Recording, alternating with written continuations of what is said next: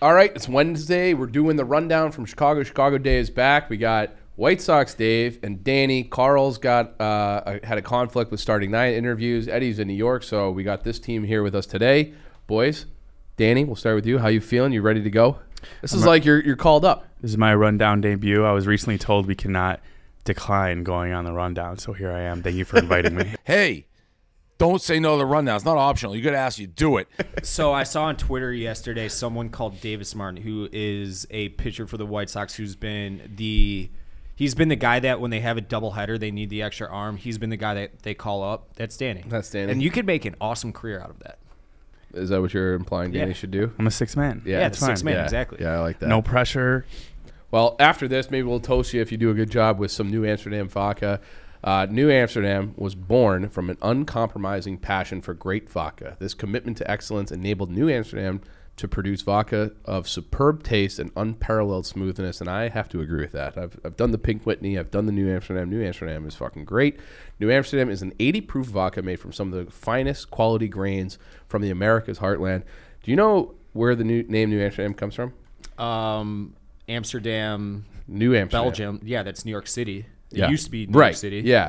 It's not Belgium. It's the Netherlands. Netherlands. Close. I mixed Directionally yeah, correct. they're They're neighbors. Yeah. Yeah. But that is why that's it. How many miles apart, Dave? They Probably not. they have a very border. many. They're Yeah, border. They border yeah. each other. Okay, So fair. none. Yeah. Um, Official 0 miles, but it's distilled 5 times for unparalleled smoothness and filtered 3 times for a clean, crisp finish. New Amsterdam vodka is slightly sweet on the palate, smooth enough to drink on the rocks, and mixes well with juice and soda. So have those skinny waters and make it a classic New Amsterdam Mule. New Amsterdam vodka is the official vodka of Barstool Sports. So shout out New Amsterdam. We love you. And let's get to the rundown. So thanks to John Rich sending us topics. We do talk about the Roquan stuff pretty heavily on Redline Radio, which comes out tomorrow. But Dave, we'll start with you. What do you make of this whole Roquan saga? So I said this on Redline.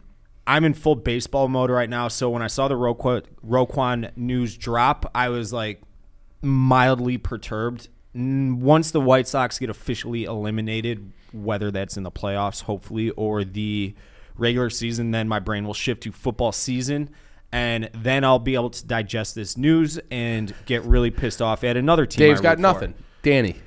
I do have something. I think it's fucking stupid, and that he's the exact definition of a young dynamic player you'd want to build around, considering especially he's only 25 years old. You could sign him long term and get him through the entirety of what his prime should be. And the fact that they're like already souring that relationship on fucking year and day 1 of camp, it's like it's a bad look for the new regime. Danny. Selfishly, I'll be disappointed if I don't get to use the GIF, the meme of Roquan going "Bears fuck" when he's imitating Eddie anymore. Aside from that, I think this is just like a scare tactic by him, right? I feel like Don't that. even ask him. He doesn't like I feel like sports. that meme plays right now. Like Right. Roquan Oh, just I being did it. Yeah, Hashtag okay. pay Roquan. Yeah. Bears fuck. But yeah, and it's it's August 10th. Usually the Bears don't start embarrassing us until September. The fact that we couldn't even get to the first preseason game without being like, what the fuck is this team doing, is something else. Speaking of embarrassing, did you guys see Marshawn Lynch's DUI, the photo? Danny, we'll start with you on that one. I did. The big takeaway was this happened at 7:25 in the morning. So you can assume that he was partying all night and went home. But what do you say if he, passed out for like 4 hours? Everyone wakes up thinking they're fine, but really you're blowing a 1.0 unknowingly. No sympathy here. I'm just saying it's 2 different stories. Yeah. Also, you shouldn't even like really have a car if you're living in that part of Vegas. There's no point. You shouldn't have a car at all that you drive if you're a professional athlete or someone who's made millions of dollars. Call a fucking Uber. This is infraction number 3.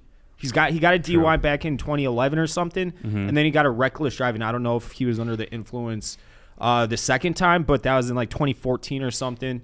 And then this time, how big of an asshole are you? And I always wanted to like Marshawn Lynch because he seems like a genuinely funny dude, personable dude. Like the little cleats hung up on the telephone wires, retirement picture, like all of that.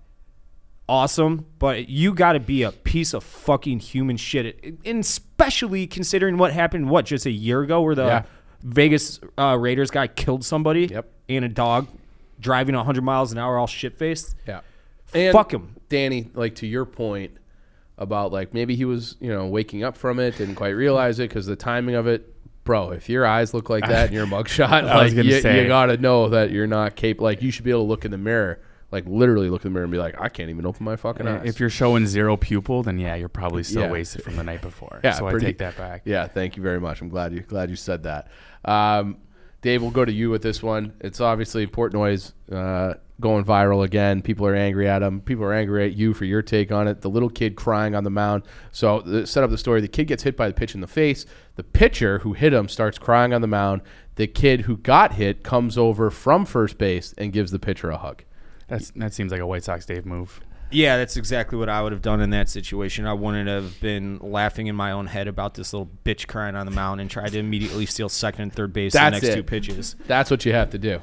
You have to. And you also, the coach, if your pitcher's crying on the mound, yank him. Oh, there's so much I want to say, but the internet really fucking hated my take on this. Who cares? One, my dad would never fucking beat the shit out of me for this. He would have absolutely scolded me and said, hey, you don't fucking do that on a sports field. That's for competition, not crying and warming embraces with the other team on the mound.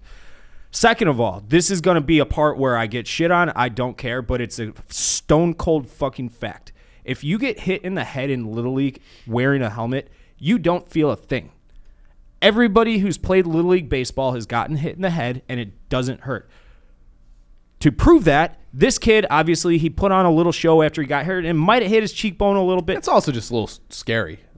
It rattles you a little bit, but it doesn't physically hurt. Right. Like there's no pain involved. It might shake, rattle your cage a little bit. The kid got up and ran to first base.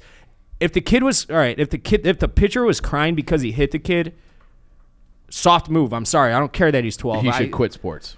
If he's crying because he hit the kid and he put the team in a worse position to win the game and advance to the League World Series, also can't have it, kid. Yanked.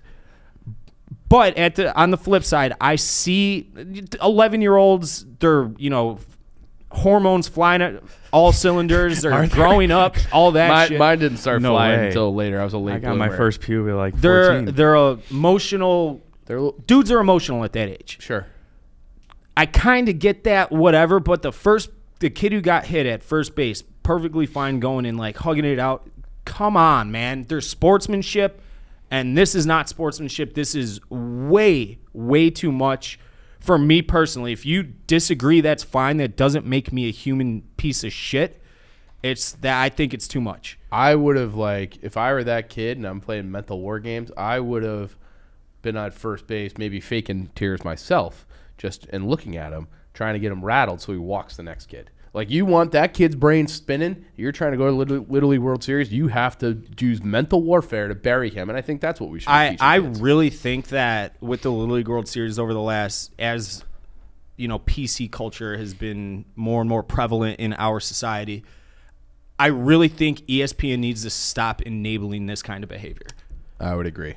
It's not a feel-good thing. Danny, what do you got? 11 years old, you said they were about that? 11, 12. That was like they're all 11 to 13, but most of them are 12. That was like prime shithead age for me. I think this pitcher could have purposely hit him in the head to rattle the batter, the whole other team, and then he fake cried just to I seem don't think as it was if that he deep. was. I think the kid, I would have say done that's it. an opinion of a guy who never played sports. No, Yes. I did. I played tons of sports. I beat you guys in sports. Also, Dave, we have to myth bust this accordingly. You said it will not hurt if you get hit in the head with a pitch while wearing Little League helmet. We will now be doing that to see if it hurts you or not. We have to find a 12-year-old, though.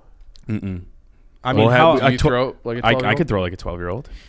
So, for instance, if when there's a catcher and it could be major league pitching, and the hitter just fouls it right back in the catcher's mask, that doesn't physically hurt. You definitely get rattled, but there's no pain. Disorients you a little. Yeah, disorients. So when this kid dropped, like he was in pain. I think that's just that was an act. It was an instinct. That was an act, and it might have clipped his cheek, which is different. If it hits bare skin, it does hurt no matter what. But if you get hit in the helmet, there is no pain involved. If that kid would have just been kind of doing a little stupor to first base, that would have been the more appropriate reaction if he was concussed or something. That kid was in zero pain. Right. I promise you that kid did not feel a fucking thing. He was putting on a little show, which is fine, whatever. They're 12 years old on TV. The kid going from first base and hugging it out with the pitcher, I take exception to that.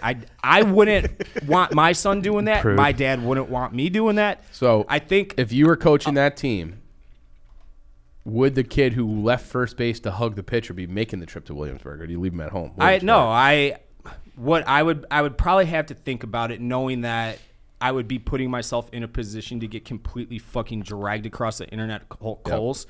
I would have let it slide, and then I pulled everybody aside off camera and been like, "Hey, man, like we don't do that. We don't do that. Like people shouldn't do that. If the kid was sincerely hurt, like it caught him in the nose, broken face, Different situation. completely different, completely different. You know, they say the only reason you cry from physical pain is because you feel sorry for yourself. For real? That's a fact. Is it a fact? Yep. And they say if you're crying from pain, physical pain, the first tear will come from the right eye. Emotional pain, left eye. I think you're just making shit up right now. If I can insert anything on this rundown, just leave remembering that. Speaking of emotional pain, our next subject, there's a video of a guy exposing his wife at a wedding. The video is from a couple years ago, but this guy saved a video of his fiance, his bride-to-be, cheating on him with the pregnant sister's husband, so like her brother-in-law, and then played it in front of the entire wedding reception. Danny, we'll start with you on this one. What do you got? So it depends on when he found out the information. If he found out she was cheating on him and the wedding is already planned, I think this is the right move, because then it avoids you having to reach out to everyone separately, being like, this is what happened. Save yourself the embarrassment from telling 300 people, however many at your wedding, that you got cheated on. It's ruthless, but it's the easy way. And she should feel bad. It's adultery. Dave, for you? I like to be a vindictive asshole, and I love a grudge. This I couldn't pull. I think like, I would love to pull it. I shouldn't say that. I would never want this to happen to me, obviously. Yeah. But I think I would not be able to like have the patience and like pretend. Like, let's say he found out about it a month before, and he's like, so that's like, you know, you're beyond like the drop dead time of like your deposits and all your shit. So you're gonna fucking go through with it. I think I would have a very hard time in the lead up being normal. You know, because right, those are supposed to be the best. It's a month before marriage, and I would just have to be like, I couldn't keep it. No. I'd have to be like, I know what you did, and go full scorched earth, and then I would probably tell everybody why. Be like, she's a hoe. Yeah, there's some maniacs out there who probably like were relishing during that month, just like rubbing their hands like you don't know what's coming. But I. All right, so the alternative is you have to reach out to your family and friends and be like, hey, this girl sucked off my brother-in-law or whatever it was. We just watched the Most Hated Man on the Internet thing. Could he get in trouble, the groom, for revenge porn? That's what I was showing it to everybody. I would like to disavow one thing. Even in this situation, he gave his bride a shove. Can't do it. Oh, can't do that. Can't do it. I didn't see that. Yeah. That's how you lose. That's how you lose it all. You lost everyone's on your side, and you shove the bride. Come on, dude. Now, what are the chances this is all fake at the same time? It was all in Chinese, was it? Yeah. I have to brush up on my Mandarin, but I didn't understand most of it. Donnie does this. Yeah. And bad situation. Sure. Hopefully, it doesn't we'll end on anyone good here. vibes. So Hard Knocks is back. They're doing the Lions. Two videos came out of this. First one was Aiden Hutchinson singing Billie Jean. Now, I'll start on this one.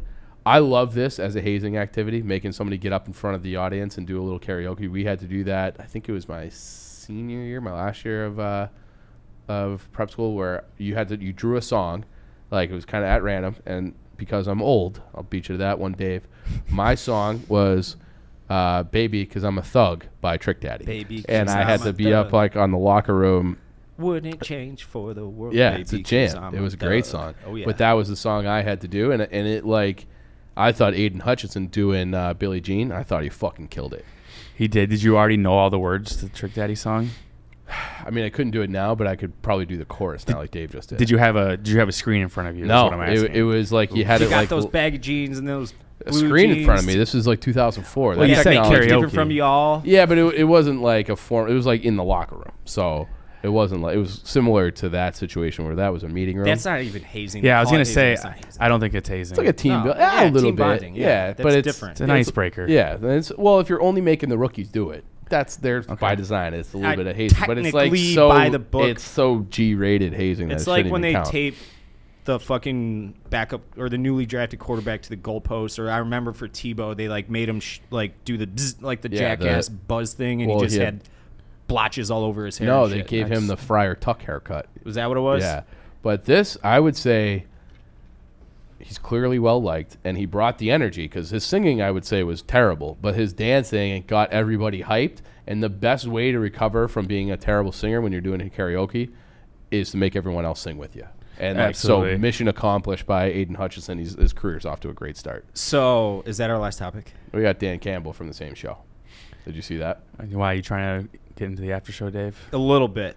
It's on that note. I mean, it's we can get in the after show. It's just Dan Campbell being Dan Campbell saying absurd things. Yeah, that's what he does. He is he's a guy that should be mic'd up for every game all year long. So get into it, Dave. What do you want, Dave? You got something on the tip of your tongue. What do you got? It's nothing crazy, but I have a friend to this day. I haven't seen him in probably 10 years, but our relationship consists of every 2 months we'll text each other a Seinfeld quote and the other person won't respond. So it's like that. But he grew up down the street from me, and he was a senior in high school when I was a freshman in high school. And then he played baseball at North Central, so he was a senior at North Central when I was a freshman at North Central. Okay. My college I played at. And everyone following along? So my senior year of high school, when I was getting recruited for baseball, all D3 schools mostly, North Central's actively recruited me, and it's a very good athletic program, blah, blah, blah. They had a hazing. Gotta mention that part. Sorry, go on. They had a hazing incident with the baseball program, and it was called freshman initiation or something. Okay. And they had this one guy, he would line up in a friar's robe with a candle in the basement, and it would just be the baseball team. No girls, no other people not on the team. It was just them. And they would line him up, and he would give this speech, and all the freshmen would be lined up, and at the end of the speech, he'd be like, okay, now drop your pants. Just to test to see who would do it. He wasn't going to make it. But then this was when Facebook was the social media, and someone made a folder or a picture group or whatever called Freshman Initiation, and it was a bunch of, so people would be held down and there'd be 4 different alcohols being poured in their throat, shit like that. Can't do that.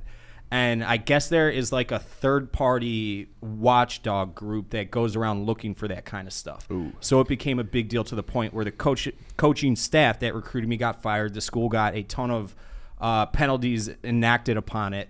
And my buddy was a big part of it, and he was worried he was going to be suspended for the season by the NCAA, not even the school. So he told the story of how he found out about it. He goes to the local gas station, which is right by the houses we grew up in, and he pulls out one of it wasn't the front page, but it was on the front page of one of the sections. I forget which one. And he starts reading it. So we need to know which one, please. So he grabs a stack of newspapers, every Chicago Tribune, whatever the newspaper is in, and Section 7A. the section that he was on. Shut the fuck up. The section that he was on the front page of, he put that down on top of the rest of the stack of the newspapers. Then he goes to pay for it. And the clerk goes to ring him up, and he looks at it, and he looks at my buddy, goes, you can just have them. And he just gave him all the newspapers. Oh, that's nice. Yeah, so that's my freshman hazing story. And we couldn't do overnights. We couldn't do 2-a-day practices. We couldn't do a lot of shit because of those violations. So I love how this story starts off I'm getting heavily recruited by this Division III. I didn't say heavily. You did. I didn't. Did he not say heavily recruited? He either said heavily recruited or by a very good school. North Central's actively recruited me, and it's a very good athletic program, blah, blah, blah. I think he said both. Program. But it doesn't matter, but it's this school has all these terrible hazing incidences, and Dave's I'm still going. Oh, dude. Would you drop your pants, Dave? I heard about freshman initiation. I'm I'm in. I can't wait. Yeah. Haze me. Would you drop your pants? Are you a masochist? A little bit? I like to have fun. Yeah, to me, that's having fun. It's not being hazed. Yeah. Wheaton College had a way worse hazing incidents where they were shoving alcohol bottles up a kid's asshole. It was a huge, huge deal. Okay. Would you have shaved one eyebrow if it meant getting on that elite baseball program? Part of your hazing was to shave an eyebrow. I would have already been there, so your question doesn't even make sense. What do you mean? They're not going to respect you if you don't do the hazing. They're not going to. But you're already in the program, though. So the question. So were the kids who dropped their pants? That's the rundown. We'll end it. Thank you, everyone. That's the rundown.